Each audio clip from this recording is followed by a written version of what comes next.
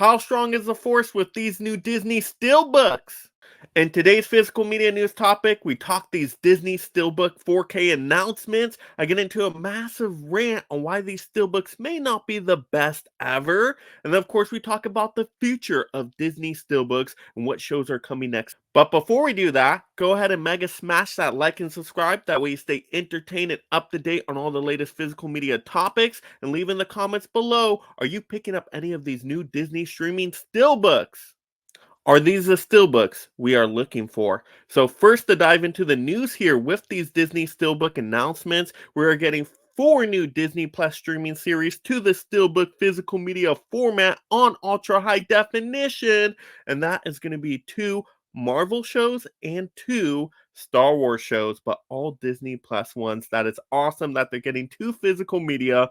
First up, we got to have those Star Wars ones with Obi-Wan and Andor. And then we also have to have the Disney Marvel, of course, with Moon Knight and, of course, Falcon and Winter Soldier. Now, there's not a ton of different details out there about these steelbooks fully, but it looks like we are getting some bonus features here. There looks to be featurettes and documentaries and bonus scenes and maybe bloopers in there and just some fun stuff thrown into the mix. And that's really cool that they're adding that in. But this is all new artwork, packaging, steelbook goodness inside and out. And actually, these designs do look pretty cool overall. I am pretty impressed with the detail here. They got the same artist to do all of these, so they look really in sync. And I love that. They're going to look very, very nice on the shelf together. So I'm pretty excited. Now, in terms of the price point, I don't think it's been officially announced yet.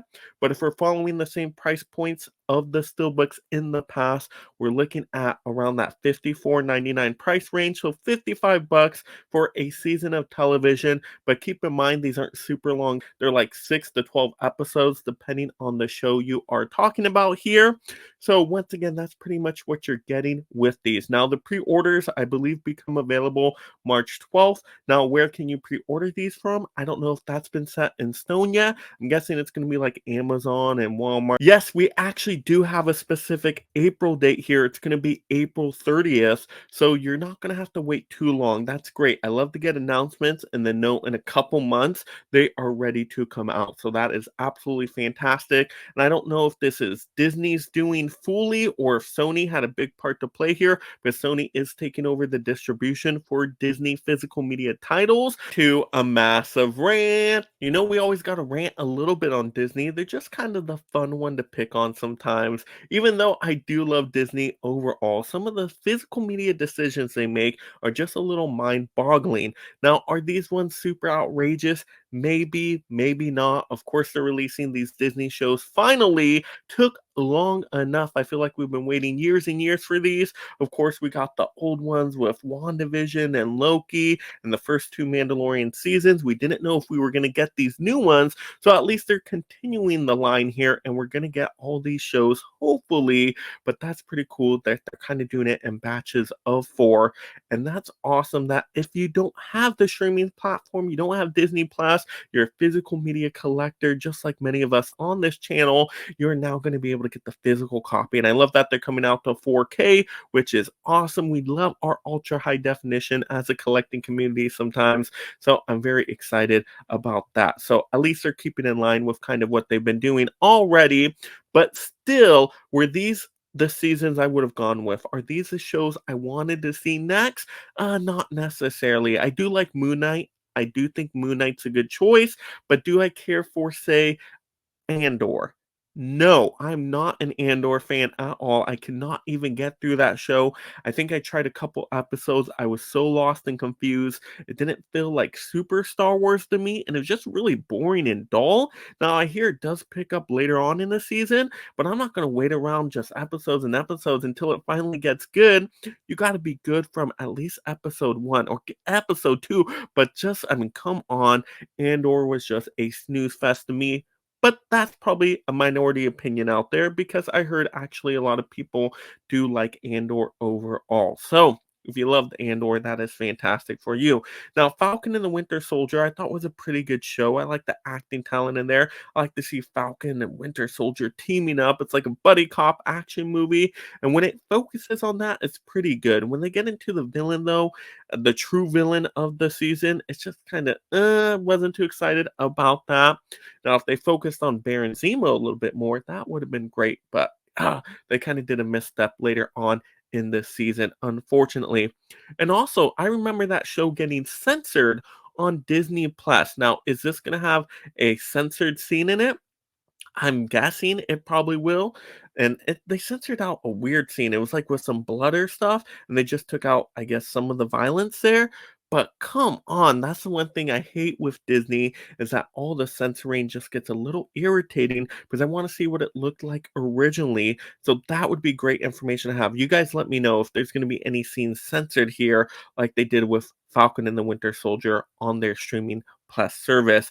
Now, in terms of Obi-Wan, I thought Obi-Wan was okay overall. It started off stronger than probably how it finished. It's not terrible. It's not great. It's kind of in the mid-level for me. So I could kind of take that one or leave that one personally. So just with these ones that were chosen for the next batch, once again, not overly excited. I don't think we're ever going to get to the heights of WandaVision again and Loki. Like that was the top of the top. And of course, the Mandalorian season's top of the top. They started off strong, and now we're kind of into the Disney streaming series that were a little bit lackluster. That just kind of got downgraded just a little bit, at least in my opinion. Like I said, I don't think these are terrible, except for Andor. Andor, I couldn't get into that one. But yeah, I just at the price point too. The price point is really where this rant comes in. $54.99, $55 for like 6 episodes to 12 episodes? Come on, that's not even really a true full season like we got back in the day, of course, where we had like 30 episode seasons. That might justify a price point. And it's not the complete series, but you know there's going to be multiple seasons of these shows, most likely, or maybe not on all of them, but still, we don't know that yet. So to pay $55 for this, I just don't think that's the price point. I would love to see these at $25. $25. That would be a sweet price. I would definitely be more enticed there. And we're not going to get that. Probably not. It's probably never going to get discounted that much. I don't think we're going to be able to get these off of Disney Movie Club. That's something I'm going to have to pay attention to. If we can get it locked into a discount on Disney Movie Club, that would be so cool. That would be awesome. Because I remember with the other ones, you could buy one at full price and then get the other ones like half off, and the rest of them ended up being $24.99. That was so cool. But if Disney Movie Club is going away, are they even going to put pre-orders up on their site? That is the question there. That's going to be a very definitive, just kind of statement right there if they don't have those up. And that's going to kind of confirm my decision on if I'm picking up any of these steelbooks or not. So the price is way too high. Disney, you need to cut it. Okay, come on. Let's simmer down on the price a little bit. So getting into the future here, are we going to be getting a plentiful of streaming service shows to steelbook format from Disney? And I think so. With Sony taking over, that's going to be cool because they're probably going to push out these titles. They're going to say, Disney, we need to have these shows pushed out. We're getting some good money off of these. Let's keep pushing them out. So next up, we're probably going to get like She-Hulk and Echo. And I think those shows were actually pretty decent. I don't think they were terrible like some people said. I don't think they were the best either. They were just kind of mid to high points in those shows. But I was entertained decent enough throughout most of them. So yes, I think She-Hulk and Echo are likely candidates to be next. In terms of Star Wars, of course, you're going to get the Book of Boba Fett and probably Mandalorian Season 3. Yikes! Oh my gosh, I heard that Mandalorian Season 3 show was so boring. And after testing out Andor, I can't do it. I'm never going to get that one. I'm never going to even watch that one. I can't do it. And the Book of Boba Fett, such a disappointment. There was a couple of high points in there, but overall, the stuff with Boba Fett, my favorite Star Wars character, was just terrible, terrible, terrible. It didn't get good until Mandalorian stepped in, and then it's like Mandalorian season 2.5. So that was a messed up, and we're probably going to get that one on the way. So I might have to tap out on the Star Wars collecting of these Steelbooks. And for the Marvel ones, like I said, I'm a sucker for superhero stuff and might pick those up if they were the right price. Once again, $54.99, not the right price. And I just don't think there's enough here to entice me, like enough bonus stuff. They have some bonus stuff in there, but what I would really need are some really amazing new full-length interviews thrown in for most of the cast members here, the directors, the writers.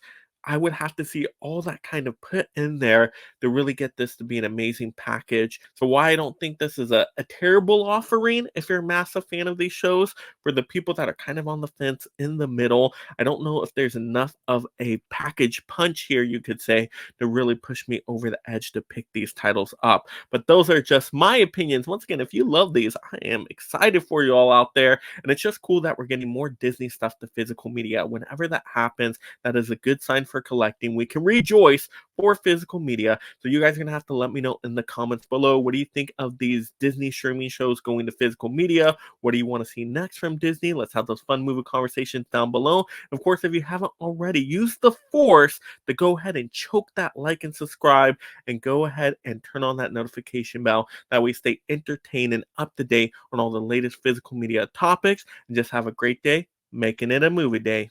And if you enjoyed this physical media topic, lightsaber/next video right now. And thank you so much, my mega membership supporters.